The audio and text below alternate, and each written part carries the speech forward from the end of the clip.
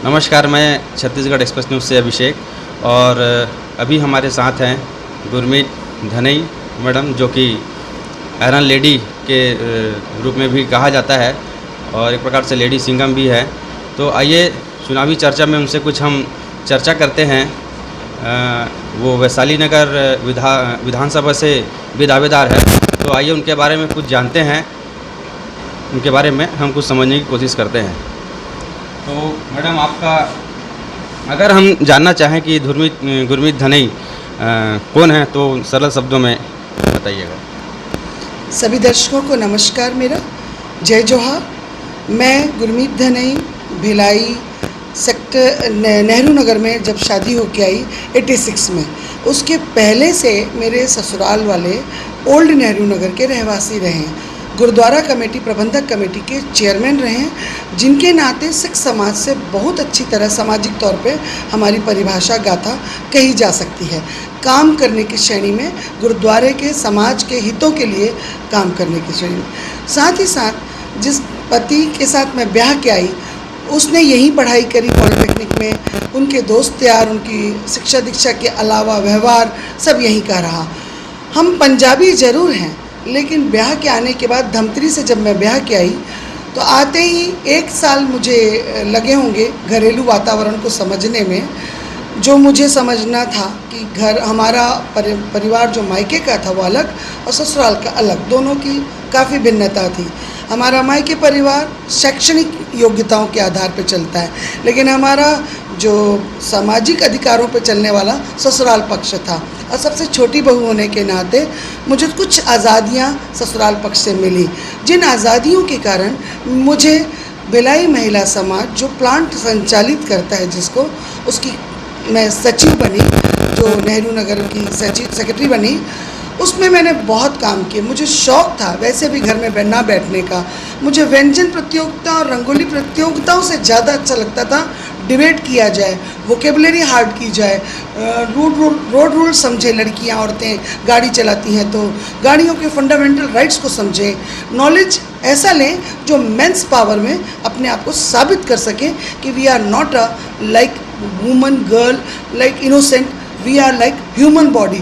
हम लोग आदमियों के साथ आदमी बनने की कोशिश कर सकते हैं। हम आदमी बनने की श्रेणी में नहीं आ रहे, हम एक दूसरे के पूरक हैं। हमारा आदमियों के बिना भी गुजारा नहीं, औरतों के बिना भी गुजारा नहीं। लेकिन शैक्षणिक और पढ़ाई के बाद साड़ी पहन के हम एक महिला बन के बैठ जाएं, उससे ज़्यादा अच्छा है कि हम फील्ड पे भी खड़े होकर 4 अच्छी बुद्धिजीवी वर्ग से बात कर सकें, जिससे हम अपनी योग्यता बता सकें कि हम हैं कौन। और उसी नाते कार रैली की मैंने चैम्पियनशिप करवाई, तो उसी नाते जब वो सक्सेस हो गई, प्लांट ने और इंडियन ऑयल ने मुझे सम्मानित किया, तो फिर कांग्रेस के बदरुद्दीन कुरैशी जी, दाऊ वासुदेव चंद्राकर जी और मोतीलाल वोरा जी, ये 3 लोगों की अपनी ही समझ से मुझे कांग्रेस का मेंबर बना के महापौर की टिकट के लिए लड़वाने के लिए मेरे घर तक आए। मैं कांग्रेस तक नहीं गई हूँ, ये मैं कह सकती हूँ। मैं कांग्रेसी हूँ, मेरा मायके पूरा कांग्रेसी है, परंतु मुझे पार्टी पॉलिटिक्स में नॉलेज और इंटरेस्ट कम था।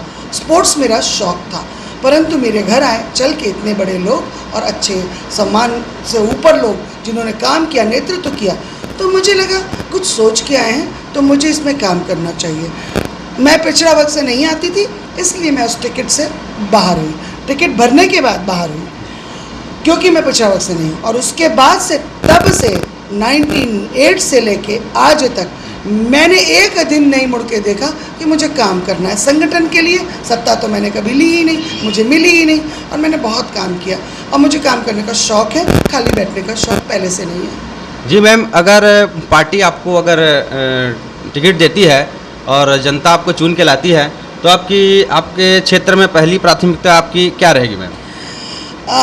देखिए, पहले तो ये प्रक्रिया सब हाईकमान से होती है हमारे यहाँ, और जो निर्णय हाईकमान करता है उसको हम कल भी मानते थे, आज भी मानते हैं और आगे भी मानेंगे। तो ये निर्णय होने के बाद ही मैं उस प्रक्रिया में आऊँगी। लेकिन मेरी सोच की बात अगर आप कह रहे हैं, हाँ, तो मेरी सोच यही है कि महिला पढ़ेगी, समाज गढ़ेगी, कह देने से नहीं होगा। हमको हर उस महिला को जो नीचे बैठ रही है, उठना नहीं चाह रही, हिम्मत को छोड़ चुकी है या विवश है वो अपने आप से, उसको उठाएं। निश्चित ही आप महिलाओं को ज़्यादा प्राथमिकता मिलेगी, सुरक्षित, जो कि आज के ज़माने में ज़्यादा ज़रूरी है। निश्चित हम स्लोगन का परिभाषा ना बने, जैसे हम एक कह देते कि महंगा मोबाइल है तो उस मोबाइल पे फिर सबकी नज़र रहती है। अगर हम कह देंगे सिर्फ मोबाइल है तो वो एक सामान्य नज़र में आ जाता है। सेम ऐसे ही हम लोग महिलाओं को स्लोगन बना देते हैं, महिला बचाओ, महिला पढ़ाओ। क्यों हम क्यों इंसान नहीं बन रहे अभी तक? पुरुष को नहीं बचाना है, ये कहाँ लिखा है? तो मत बचाइए फिर, ये कहानियाँ मत बनाइए। तो इसमें हम काम ना करें, हम सीधा से मुद्दे पे आ जाएं कि हम सबको समतुल्य समझें, पुरुष को भी और महिला को भी। और ऐसे करते करते हम लोगों का विकास और अच्छा काम कर सकते हैं। जी मैम, आप तो मैम आप ओलंपिक ऑफिसर भी हैं, तो उनके बारे में थोड़ा जानकारी हमारे दर्शकों को। ये बहुत गर्व का विषय है मेरे लिए। बंद कर दे इसको। नहीं वो ये बहुत गर्व का विषय है मेरे लिए, क्योंकि मैं धमतरी तहसील जो छोटा सा इलाका था वहाँ की पढ़ी लिखी हूँ। वहाँ की पढ़ाई में हम ओलंपिक मतलब नहीं जानते थे, ओलंपिक सुनते थे, पर स्पोर्ट्स मेरा पैशन, क्योंकि मेरी माँ स्पोर्ट्स वाली हैं और टीचर हैं, तो उन्होंने मेरे अंदर वो गुण भरे कि मुझे स्पोर्ट्स में रहना है। मतलब स्पोर्ट्स डे अगर स्कूल का है तो मेरी मदर ये कहती थी कि तुम पार्टिसिपेट नहीं करोगे तो पढ़ने नहीं जा पाओगे। ये दबाव था मेरे ऊपर मेरी माँ का कि उससे physical fitness with confidence level girls का जो आता है वो मेरी मदर की देन है। तो मैं अब जो मुझे समझ में आता तो कोई कोच वोच तो होते नहीं थे। अब एक दिन के एनुअल स्पोर्ट्स में आपको अपनी कैपेसिटी दिखानी है, तो भाला फेंक, गोला फेंक, रिले रेस, क्रॉस कंट्री और रेस, इन सब में मैं कूद जाती थी। जिसमें कंबाइंड वाला हो मैं नहीं कूद सकती, क्योंकि मुझे उस पर विश्वास नहीं, वो हरा देगी मुझे। पर मैं जीतने के लिए अपनी पूरा बल लगाऊंगी, उसमें मैं कॉन्फिडेंस लेवल पे आ के खेलती थी। उस नाते मैंने 84 गर्ल्स बटालियन में एनसीसी की बेस्ट शूटर रही। मैं शूट करती थी, मार्च पास्ट करती थी, कैंप फायर करती थी, उसमें भी रिले क्रॉस कंट्री होता तो वो सब पार्टिसिपेट मैं करती थी, जिससे मुझे आरडी कैंप में सिलेक्शन हुआ कनाडा जाने के लिए बिफोर मैरिज। ये मेरी बता रही हूँ छोटी सी ज़िंदगी में बहुत कुछ मुझे मिला है भगवान की दया से, जो मैंने किया उस पर। उसके बाद जैसी शादी हो गई, मुझे पुलिस की नौकरी मिल रही थी कनाडा जाने के कारण। तो मेरे मदर वगैरह ने बोला कहाँ नौकरी, कहीं बिज़नेस वाले घर में एंगेजमेंट हो गई है। बहुत छोटी उम्र थी, 17 साल की उम्र में ससुराल वालों ने मांग लिया था मुझे। शादी भी मांग के हुई है, कांग्रेस भी मांग के मुझे ले गई है। तो मैं जब शादी होके आई तो नेचुरली ससुराल वालों ने बोला पढ़ाएंगे हम लोग, सब करेंगे। पर आते ही फिर बच्ची होगी मेरी, तो नेचुरली मेरी दुनिया एक अलग दुनिया हो गई। 1 साल 1.5 साल बाद फिर मुझे घर में कितनी देर, घर में नौकर चाकर बहुत सारे थे खाना बनाने वाले, तो मुझे कोई खाना वाना तो बनाना था, बच्चे को कितनी देर देखना है। फिर मेरे को अपनी एक जुनून, फिर जज्बा याद आने लगता था कि मैं कौन हूँ, मैं ऐसे कैसे जीऊँगी। मेरी माँ तो पूरे टाइम जॉब में रही, मैंने माँ को वर्किंग में देखा है। तो मैंने मेरे आसपास मेरी दादी को मैंने वर्किंग में देखा है, मेरे दादा डॉक्टर थे, मैंने सबको वर्किंग में देखा है। I am not like that कि मैं सिर्फ एक जगह बैठ जाऊँ और वॉच करती रहूँ टीवी वगैरह। I can't believe. तो मैंने कहा नहीं, मुझे कुछ करना है। तो वही महिला समाज की जो सेक्रेटरी बनी, उसके नाते मैं आगे बढ़ती गई। तो 2000 जब छत्तीसगढ़ बन गया, तो बनते ही जोगी सरकार में मुझे नशा मुक्ति बोर्ड का गजट का पहला मेंबर नॉमिनेटेड किया गया गीता देवी सिंह के द्वारा। ये भी मेरे लिए हर्ष, 2 ही मेंबर बनाते हैं पूरे छत्तीसगढ़ से, तो उसमें एक मेंबर मैं बनी। मेरा हौसला बढ़ाने के लिए मेरे आसपास महिलाएं ही थी, पुरुष नहीं। इसलिए आपको शायद लेडी सिंघम या तो कहा जाए आयरन लेडी भी कहा जाता है। मैं सोनिया जी को देख के प्रभावित आज भी हूँ, उतना उम्र रहूँगी, क्योंकि एक पर देश की महिला आके इस देश के पूरी वेशभूषा और संस्कृति की परिचायक बनी, तो उनको देख के लगता है कि हम जो महिलाएं हैं, कई बार जीन्स पहन लेती हैं, कई बार सूट पहन लेती हैं, पर उस महिला ने अगर हमारी साड़ी को आत्मसात किया, हमारी संस्कृति को, पति प्रेम को आत्मसात किया, पति के नाम पे वो इस देश को अपना मानती हैं, तो हम लोग तो इस देश के ही हैं, तो हम लोग क्यों नहीं उन संस्कृति को फॉलो करते हैं। लाइक उनको देख के एक आदर की भावना आती है। कभी भी मन में ये भावना नहीं आती कि पार्टी की मैडम है। हमारी ये भावना आती है कि क्या ऐसी बहू इंदिरा जी के पास आई जो उस संस्कार को जीवित रख पाई, संचालन कर पाई उस नेतृत्व को। तो ऐसे कांग्रेस में जुड़ने से मेरे को एक अच्छा मौका मिलता गया काम करने का। पद कम मिले, काम बहुत अच्छे, जिम्मेदारियां बहुत मिली।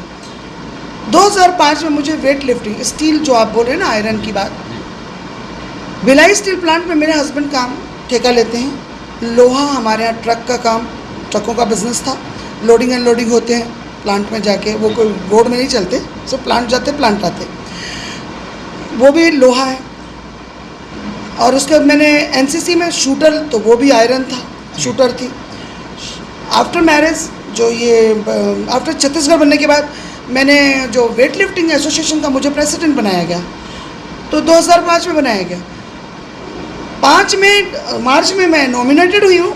अक्टूबर में मैंने नेशनल चैम्पियनशिप करवा दी छत्तीसगढ़ सेक्टर 1 एग्रीकल्चर हाउस में।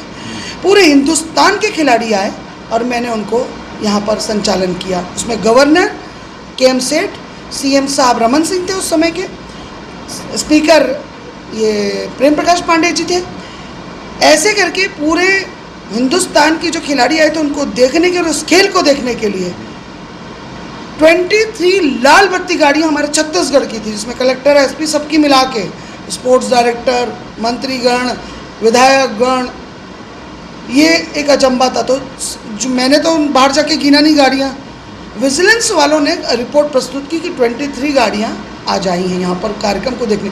वेट लिफ्टिंग किसी को नॉलेज नहीं, ज़्यादा लोगों को, पर वो देखने ही आए थे कि जो न्यूयॉर्क और दुबई से जो खिलाड़ी आ रहे हैं उनको, वो इंटरनेशनल थे, उनको देखना है। और मेरे को सुनील दत्त जी ने एक बच्ची गोद दी थी खेल मंत्री होने के नाते, उसका नाम है सिंपल कौर भामरा, वो पंजाबी है। और उसके साथ तकलीफ़ ये हो रही थी कि महाराष्ट्र का एसोसिएशन, जैसे हम छत्तीसगढ़ का एसोसिएशन, ऐसे ही महाराष्ट्र का एसोसिएशन आपस में लड़ाई कर रहा था। सेक्रेटरी और प्रेसिडेंट कोर्ट में चले गए थे, तो खिलाड़ियों का भला नहीं कर रहे थे। क्योंकि खेल मंत्री महाराष्ट्र के सांसद हैं, तो उनके लिए बहुत बड़ी तीखी नज़र थी कि आने वाले समय में हमारे खिलाड़ी डैमेज हो रहे हैं, मैं खेल मंत्री हूँ। तो उन्होंने मेरे को और कर्णम मल्लेश्वरी जो खिलाड़ी है इंटरनेशनल प्लेयर, दोनों को बुलवाया मीटिंग में। बोला कर्णम मल्लेश्वरी को प्रायोरिटी दी, गुरमीत से पहले मैं तुमसे पूछना चाहता हूँ, क्या तुम इस खिलाड़ी को गोद लोगी? उसने कहा मेरे पास एकेडमी में बहुत लड़कियाँ हैं, मैं नहीं ले सकती। मुझसे पूछा, मैंने कहा मैं न्यू बेबी बॉर्न स्टेट की प्रेसिडेंट हूँ, मैं अपने कमेटी वाले से पूछे बिना एक बच्ची को गोद लूँगी तो मेरे छत्तीसगढ़ के बच्चों को कौन खिलाएगा? मेरा सॉफ्ट कॉर्नर बच्चों पे था अपने। तो उन्होंने बोला कि नहीं गुरमीत जी, ये खिलाड़ी देश की खिलाड़ी है, ये विदेश की खिलाड़ी बनने जा रही है और ये उस जगह का नाम रोशन करेगी जहाँ से खेलेगी। तो मैंने कहा फिर एक शर्त है मेरी, ये मेरा लाभ और मेरी लालच मेरे छत्तीसगढ़ के प्रति मैंने दिखा दी। मेरे छत्तीसगढ़ का और मेरे दुर्ग का नाम अगर होता है, वो एनओसी देंगे दोनों सेक्रेटरी और प्रेसिडेंट कि ये खिलाड़ी छत्तीसगढ़ से खेलेगी, तो मैं उसे सहर्ष स्वीकार करती हूँ, गोद लेने को तैयार हूँ। उन्होंने बोला ठीक, अब भी मैं एनओसी दिलवाता हूँ। वो दोनों लड़ रहे हैं कोर्ट में, उनको लड़ने दो, उसे हम एनओसी देते हैं। वो खेली छत्तीसगढ़ में। 2006 में ऑस्ट्रेलिया मेलबोर्न में सिलेक्शन हुआ। वो लड़की यहाँ पर नेशनल जब गवर्नर के सामने करी तो गवर्नर हाथ कान नाक ऐसे करे, बोले बाप रे ये क्या है, लड़कों को पार कर दिया इस लड़की ने। तो वो एक लड़की मैंने गोद ली। आफ्टर आयरन लड़की, ये मेरे सब्जेक्ट में हमेशा चलता चला जा रहा है। बिना एक बच्ची को गोद लूँगी तो मेरे छत्तीसगढ़ के बच्चों को कौन खिलाएगा? मेरा सॉफ्ट कॉर्नर बच्चों पे था अपने। तो उन्होंने बोला कि नहीं गुरमीत जी, ये खिलाड़ी देश की खिलाड़ी है, ये विदेश की खिलाड़ी बनने जा रही है और ये उस जगह का नाम रोशन करेगी जहाँ से खेलेगी। तो मैंने कहा फिर एक शर्त है मेरी, ये मेरा लाभ और मेरी लालच मेरे छत्तीसगढ़ के प्रति मैंने दिखा दी। मेरे छत्तीसगढ़ का और मेरे दुर्ग का नाम अगर होता है, वो एनओसी देंगे दोनों सेक्रेटरी और प्रेसिडेंट कि ये खिलाड़ी छत्तीसगढ़ से खेलेगी, तो मैं उसे सहर्ष स्वीकार करती हूँ, गोद लेने को तैयार हूँ। उन्होंने बोला ठीक, अब भी मैं एनओसी दिलवाता हूँ। वो दोनों लड़ रहे हैं कोर्ट में, उनको लड़ने दो, उसे हम एनओसी देते हैं। वो खेली छत्तीसगढ़ में। 2006 में ऑस्ट्रेलिया मेलबोर्न में सिलेक्शन हुआ। वो लड़की यहाँ पर नेशनल जब गवर्नर के सामने करी तो गवर्नर हाथ कान नाक ऐसे करे, बोले बाप रे ये क्या है, लड़कों को पार कर दिया इस लड़की ने। तो वो एक लड़की मैंने गोद ली। आफ्टर आयरन लड़की, ये मेरे सब्जेक्ट में हमेशा चलता चला जा रहा है। वो लड़की ने 2006 में छत्तीसगढ़ का नाम विश्व पटल पे अंकित करवाया, सिल्वर मेडल देके। ये इतिहास है। तो हमने अभी चर्चा की Gurmeet Dhanai, iron lady Indian Olympic officer. तो तो इसी के साथ मैं अभिषेक साहू, आगे और चर्चाएँ जारी रहेंगे। बहुत बहुत धन्यवाद।